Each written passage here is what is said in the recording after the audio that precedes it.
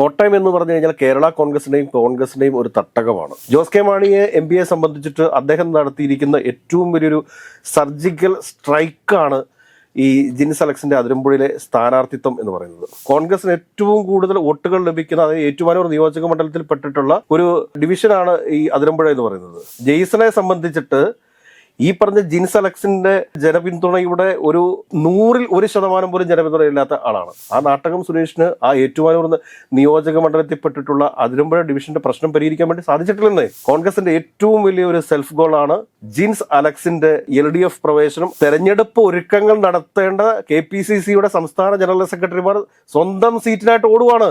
ഇവരെയൊക്കെ ആരാണെന്ന് ഈ KPCCയിലൊക്കെ സംസ്ഥാന ജനറൽ സെക്രട്ടറി ആക്കിയിട്ടുള്ളത്? ശൂന്യമായി മാറുമോ കോട്ടയത്ത് UDF എന്ന് ഇനി നമ്മൾ പരിശോധിച്ചാൽ മതി. അതേ അവസ്ഥയിലേക്കാണ് കാര്യങ്ങൾ പോയിക്കൊണ്ടിരിക്കുന്നത്. നമസ്കാരം. ത്രിതല പഞ്ചായത്ത് തെരഞ്ഞെടുക്കെ എല്ലാവരും ഉറ്റുനോക്കുന്ന ഒരു ജില്ലയാണ് കോട്ടയം ജില്ല എന്ന് പറയുന്നത്. അപ്പം അവിടെ സംബന്ധിച്ചുള്ള UDFനും LDFനും അത്യാവശ്യം ശക്തമായ ഒരു കേന്ദ്രം തന്നെയാണ്. പിന്നീടുള്ള BJP വരുന്നത് പോലും. അപ്പൊ എങ്ങനെയാണ് ഓൾ ഓവർ കോട്ടയത്തിനെ കാണുന്നത്, വീക്ഷിക്കുന്നത്? കോട്ടയം എന്ന് പറഞ്ഞു കഴിഞ്ഞാൽ കേരള കോൺഗ്രസിന്റെയും ഒരു തട്ടകമാണ്. അവിടെ CPM ശക്തി ആർജിച്ചു തുടങ്ങിയിട്ട് ഏതാനും ചില വർഷങ്ങൾ മാത്രമായിട്ടുള്ളൂ. എനിക്ക് തോന്നുന്നു സുരേഷ് കുറുപ്പിലൂടെ കോട്ടയം പാർലമെന്റ് പിടിച്ചെടുത്തുകൊണ്ടാണ് CPM അവരുടെ ഒരു അടിത്തറ കോട്ടയത്ത് വിപുലീകരിക്കുന്നത്. തൊട്ടടുത്ത് കിടക്കുന്ന ജില്ല ആലപ്പുഴയൊക്കെ വളരെ ശക്തമായിട്ട് CPMന്റെ കരുത്തായ ജില്ലയാണെങ്കിലും കോട്ടയം ജില്ല എന്ന് പറയുന്നത് എപ്പോഴും കേരള കോൺഗ്രസിന്റെയും ഏറ്റവും ശക്തിയേറിയ ഒരു ജില്ലയാണ്. ഇതിൽ ഏറ്റവും പ്രധാനപ്പെട്ടത് കേരള കോൺഗ്രസുകളുടെ തട്ടകമാണ് കോട്ടയം ജില്ല എന്നുള്ളത് കൂടിയാണ്. വളരെ രസകരമായിട്ടുള്ള ചില കാര്യങ്ങളാണ് ഇപ്പൊ കോട്ടയത്ത് നിന്ന് നമുക്ക് പുറത്തേക്ക് വരാൻ വേണ്ടി സാധിക്കുന്നത്. അതായത് ചില ഞണ്ടുകളുടെ സ്വഭാവത്തെ കുറിച്ച് നമ്മൾ പറഞ്ഞു കേട്ടിട്ടുണ്ട്. ഒരു ഞണ്ട് കയറുമ്പോഴത്തേക്കും മറ്റേ ഞണ്ട് വലിച്ച് താഴേക്കിടുന്ന ഒരു കഥയൊക്കെ ലോക പ്രശസ്തമാണ്. അത് പല രാജ്യക്കാരും പല രാജ്യക്കാരുടെ പേരിലാണ് അത് ഉപയോഗിക്കുന്നതെങ്കിൽ കേരളത്തിൽ അത് നമുക്ക് പ്രയോഗിക്കാൻ പറ്റുക കോട്ടയത്തെ കോൺഗ്രസ്സുകാർക്കിടയിലാണ്. ഈ കോട്ടയത്തെ കോൺഗ്രസ്സുകാരുടെ പ്രശ്നം എന്താണ് എന്ന് ചോദിച്ചു കഴിഞ്ഞാൽ തങ്ങളെക്കാൾ കഴിവുള്ള അല്ലെങ്കിൽ ജനസ്വാധീനമുള്ള ഒരാളെയും അവർ അംഗീകരിക്കത്തില്ല. ഒരു വ്യക്തിയെ പോലും അവർ അംഗീകരിക്കത്തില്ല. അവരെ സംബന്ധിച്ചിട്ട് അവരുടെ സ്വന്തം താല്പര്യങ്ങൾ എന്നതിനപ്പുറത്തേക്ക് മറ്റുള്ളവരുടെ പ്രവർത്തന പരിചയത്തെയോ പ്രവർത്തന പാരമ്പര്യത്തെയോ ജനകീയ പിന്തുണയോ ഒന്നും അവർ അംഗീകരിക്കത്തില്ല. ഏറ്റവും വലിയൊരു സെൽഫ് ഗോൾ മാതിരി കോൺഗ്രസിന് ആയി മാറിയിരിക്കുന്നത് എന്താണ് എന്ന് ചോദിച്ചു കഴിഞ്ഞാൽ കോട്ടയം ജില്ലയിലെ അതിരമ്പുഴ മണ്ഡലത്തിൽ കേരള കോൺഗ്രസ് എമ്മിന്റെ സ്ഥാനാർത്ഥിയായിട്ട് മത്സരിക്കുന്ന ജിം അലക്സ് ആണ്. ജോസ് കെ മാണിയെ MPയെ സംബന്ധിച്ചിട്ട് അദ്ദേഹം നടത്തിയിരിക്കുന്ന ഏറ്റവും വലിയൊരു സർജിക്കൽ സ്ട്രൈക്കാണ് ഈ ജിൻസ് അലക്സിന്റെ അതിരമ്പുഴയിലെ സ്ഥാനാർത്ഥിത്വം എന്ന് പറയുന്നത്. കോൺഗ്രസിന് അകത്ത് വിമത സ്ഥാനാർത്ഥിയായിട്ട് മത്സരിച്ച് 16,000-ൽ പരം വോട്ട് നേടിയ, അതായത് തനിച്ച് നിന്ന് 16,000-ൽ പരം വോട്ട് നേടിയ വ്യക്തിയാണ് ഈ ജിൻസ് അലക്സ്. ആ ജിൻസ് അലക്സിനെ യൂത്ത് കോൺഗ്രസിന്റെ പോയിട്ട് മണ്ഡലം ഭാരവാഹി പോലും ആക്കാതെ 10-15 ബ്ലോക്ക് വൈസ് പ്രസിഡന്റുമാരും 19ഓളം സെക്രട്ടറിമാരും ഒക്കെയുള്ള ബ്ലോക്ക് കമ്മിറ്റികളാണ് ഈ കോൺഗ്രസിന് ഉള്ളത്. പക്ഷെ അതുപോലും ആക്കാതെ അതിനകത്ത് ഒരു പരിഗണനയും കൊടുക്കാതെ ഒന്ന് ആലോചിച്ച് നോക്കും. 16,000 വോട്ട് തനിച്ചു പിടിക്കാൻ ശേഷിയുള്ള ഒരു കോൺഗ്രസിന്റെ യുവമുഖത്തെ ഇവർ ഇതേപോലെ അവഗണിച്ചു കഴിഞ്ഞപ്പോൾ അവഗണന സഹിച്ച് എന്തിന് തുടരണമെന്നേ. ഒരുപാട് സാമൂഹ്യ സേവന പ്രവർത്തനങ്ങൾ ചെയ്യുന്ന ജനങ്ങൾക്കിടയിൽ സ്വാധീനമുള്ള ഒരു ചെറുപ്പക്കാരനാണ് ജിം അലക്സ് എന്ന് പറയുന്നത്. ആ ജിം അലക്സിനെയാണ് ഇവർ പരിഗണിക്കാതിരുന്നത്. പക്ഷേ അത് ജോസ് കെ മാണിയെ സംബന്ധിച്ചിട്ട്, ജോസ് കെ മാണി MPയെ സംബന്ധിച്ചിട്ട്, കേരള കോൺഗ്രസ് എമ്മിനെ സംബന്ധിച്ചിട്ട് അത് വലിയൊരു ഭാഗ്യമായിട്ട് മാറി. അതിരമ്പുഴ എന്ന് പറയുന്നത് കോൺഗ്രസിന്റെ ഒരു കുത്തക സ്ഥലമാണ്. കോൺഗ്രസിന് ഏറ്റവും കൂടുതൽ വോട്ടുകൾ ലഭിക്കുന്ന, അതായത് ഏറ്റുമാനൂർ നിയോജക മണ്ഡലത്തിൽ പെട്ടിട്ടുള്ള ഒരു ഡിവിഷനാണ് ഈ അതിരമ്പുഴ എന്ന് പറയുന്നത്.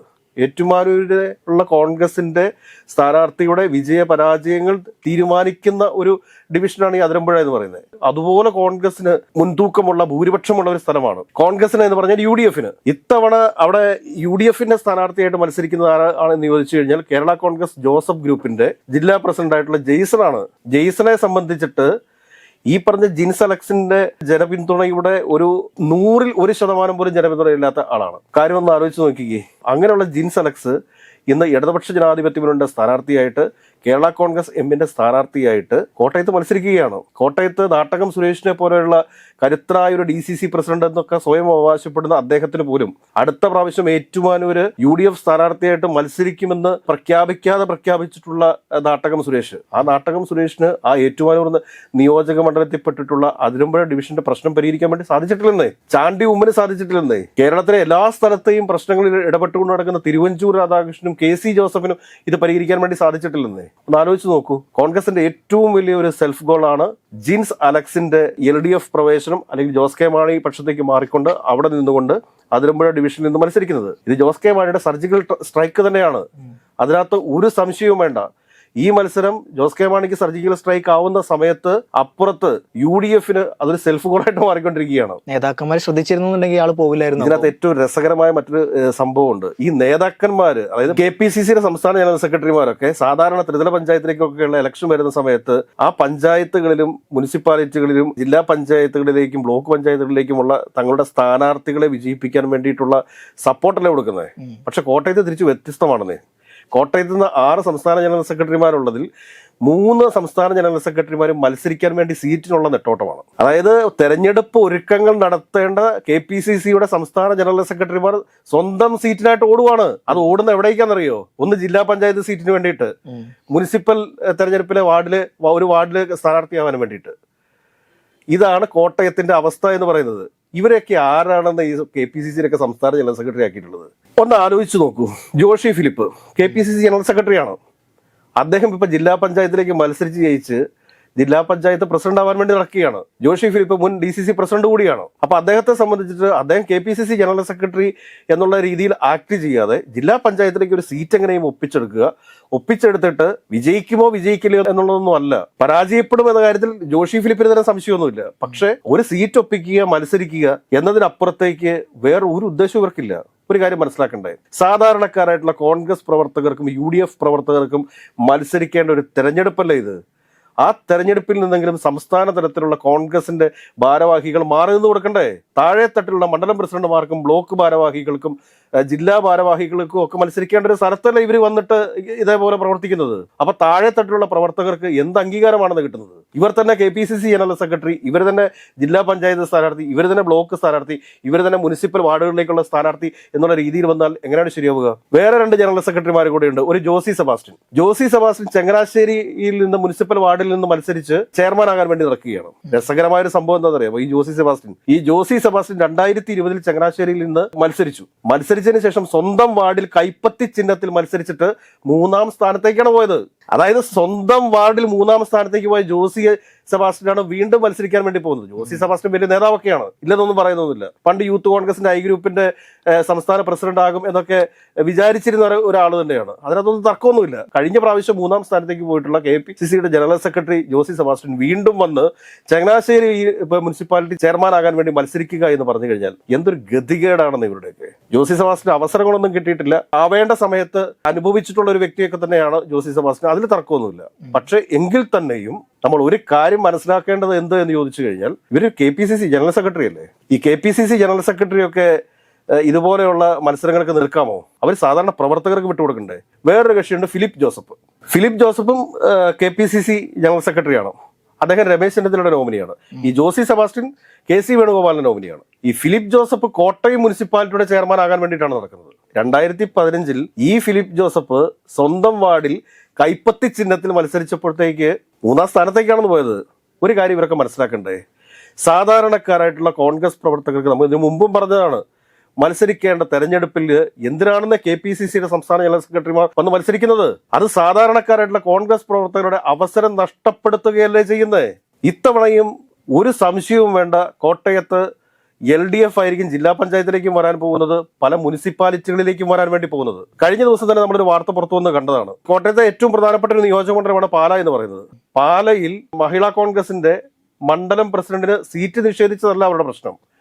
അവർ ആ വാർഡിൽ വരുമെന്ന് കണ്ട് ആ വാർഡിൽ മത്സരിക്കാൻ കുപ്പായം ഇട്ട് നിൽക്കുന്ന ഘടകകക്ഷിയുടെ നേതാവ് അവരുടെ വോട്ടേഴ്സ് ലിസ്റ്റിൽ നിന്ന് അവരുടെ പേര് വെട്ടിമാറ്റി കളഞ്ഞത് ആലോചിച്ച് നോക്ക്. അവരെ സംബന്ധിച്ച് എത്ര വർഷങ്ങളായിട്ട് കോൺഗ്രസ് പാർട്ടിയുടെ കൊടി പിടിച്ചു നടക്കുന്നതാണ്. അവരെ പിന്നെ കോൺഗ്രസിനകത്ത് നിൽക്കുമോ? അവരും എവിടെയാണ് പോയത്?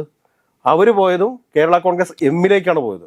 ഒരു കോൺഗ്രസിന്റെ ഒരാളുടെ പേര് അവിടെ നിർദ്ദേശിക്കപ്പെട്ടു എന്നതിന്റെ അടിസ്ഥാനത്തിൽ ആ വാർഡിൽ നിന്ന് അവരുടെ പേര് തന്നെ വോട്ടേഴ്സ് ലിസ്റ്റിൽ നിന്ന് മാറ്റിക്കളയുക എന്ന് പറഞ്ഞു കഴിഞ്ഞാൽ അതെന്ത് ഘടകകക്ഷി മര്യാദയാന്നേ? അതെന്ത് രാഷ്ട്രീയ മര്യാദയാന്നേ? അതെന്ത് രാഷ്ട്രീയ പ്രവർത്തനമാണെന്നേ? ഒന്ന് പറഞ്ഞുതരാൻ പറയും. അപ്പോ ഇങ്ങനെയൊക്കെ നിൽക്കുന്ന ഒരു സാഹചര്യമുണ്ട്. സംസ്ഥാന നേതാക്കന്മാർ അടിത്തട്ടിലുള്ള പ്രശ്നങ്ങൾ പരിഹരിച്ച് അവിടെ തെരഞ്ഞെടുപ്പിന് പാർട്ടിയെ ഒരുക്കേണ്ടതിന് പകരം അവർ ചെയ്തുകൊണ്ടിരിക്കുന്നത് അവർക്ക് വേണ്ടി ഒരു സീറ്റ് ഒപ്പിച്ച് മുനിസിപ്പൽ ചെയർമാൻ ആകാൻ സാധിക്കുമോ എന്നുകൊണ്ടാണ് നടക്കുന്നത്. അടുത്ത നിയമസഭാ തെരഞ്ഞെടുപ്പുകളിൽ മത്സരിക്കാനുള്ള ഒരു കോൺഫിഡൻസ് ഇവർക്കില്ലേ? ആ ഒരു കോൺഫിഡൻസ് ഇല്ല എന്നല്ല ഇതിൽ നിന്ന് മനസ്സിലാക്കേണ്ടത്. എന്നാൽ മറുവശത്ത് നോക്കൂ, LDF നോക്കൂ, കൃത്യമായിട്ട് സ്ഥാനാർത്ഥി നിർണയം കഴിഞ്ഞിരിക്കുന്നു. 10ഓളം സീറ്റുകളിൽ ആര് മത്സരിക്കും? ജില്ലാ പഞ്ചായത്തിലേക്ക് കേരള കോൺഗ്രസ് എം മത്സരിക്കും. CPM 9 സീറ്റുകളിൽ മത്സരിക്കും. ബാക്കിയുള്ള ഘടകകക്ഷികൾക്കും കൃത്യമായ സീറ്റ് വിഭജനവും കാര്യങ്ങളുമല്ല നടന്നുകൊണ്ടിരിക്കുന്നത്. ഒരു കാര്യം നമ്മൾ മനസ്സിലാക്കേണ്ടത് എന്താണ് എന്ന് ചോദിച്ചു കഴിഞ്ഞാൽ, കഴിഞ്ഞ തെരഞ്ഞെടുപ്പുകളിലൊക്കെ കേരള കോൺഗ്രസ് എമ്മിന് CPM-ന് വോട്ട് ചെയ്യാനായിട്ട് ചെറിയ മടിയൊക്കെ ഉണ്ടായിരുന്നു.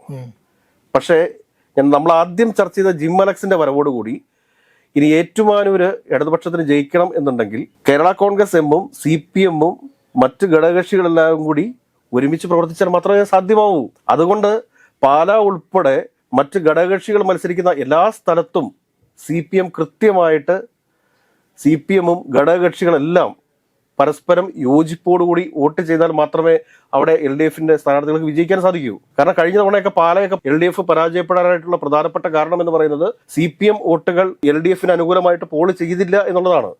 പക്ഷെ ഇത്തവണ കാര്യങ്ങൾ മാറും എന്ന് തന്നെയാണ് പ്രതീക്ഷിക്കുന്നത്. ഏതൊക്കെയായാലും ഒരു കാര്യം പറയാതിരിക്കാൻ വയ്യ, കോട്ടയത്ത് കോൺഗ്രസ് നേതാക്കന്മാരും UDF നേതാക്കന്മാരും പരസ്പരം സെൽഫ് ഗോൾ അടിച്ചുകൊണ്ടിരിക്കുകയാണ്. ഇനി കേരള കോൺഗ്രസ് ജോസഫിന് UDF എത്ര ജില്ലാ പഞ്ചായത്ത് സീറ്റ് കൊടുക്കും എന്നതുകൂടി അറിയുന്നതോടുകൂടി നമുക്ക് ചിത്രം വ്യക്തമാകും. ശൂന്യമായി മാറുമോ കോട്ടയത്ത് UDF എന്ന് ഇനി നമ്മൾ പരിശോധിച്ചാൽ മതി. അതേ അവസ്ഥയിലേക്കാണ് കാര്യങ്ങൾ പൊയ്ക്കൊണ്ടിരിക്കുന്നത്. ഏകോപിപ്പിക്കാൻ ആളില്ലാതിരിക്കുകയാണ്.